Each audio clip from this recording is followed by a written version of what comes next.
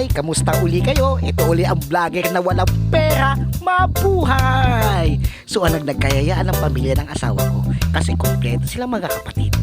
So napag-isipan nila pumunta sa sementeryo at pagkatapos nun, pumunta kami sa mall kasi ito pinakamalapit sa mall. Ayan. Ito mo, naghahanap kami. Mga kasama namin, nahanap namin kung saan na sila. Saan kaya sila ngayon? Eh nakaputi nga pala, galing nga pala ng Davao yan. So kompleto sila kasi. Minsan lang to, no? So ang asawa ko, si Tito Jojo, wow, cute, ang pogi naman pa. Ay, Tito Jonas. Ang gwapo talaga Tito Jonas. Oo. Oh, magkapatid. Oh, tatlong magkakapatid. Ayan pa. Si Mami G, si Kuya Hen, si Tanto. Si Camilo. Oh, ayan. Ito yung nakasulubong na kami ng bunso ko. Ayan. So may napili na sila. Kung saan kami kakain. Nag-iisip pa sila. Hello. Ayan, kaka-scatter mo yan, Tito Pito. Ang gwapo kong bayaw, si Joker. Ay, Tita Len.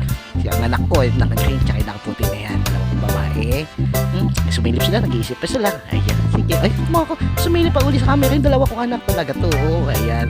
Ay, Tito RJ. Ang tito ko, ang bunso nila. Ayun, saan ko nag-iisip? Sige, isip lang, isip. Ano kakainin natin? Isip. Sige, eto na. Ayan, ang pinakamaburito namin. Inasal, kompleto ang family nila. Congratulations, minsan lang to. Maraming salamat sa inyo, nabusog nyo ako at pamilya ko. Sana maulit-uli ito. Maraming salamat sa inyo. Total, uli, ang vlogger na walang pera, mabuhay!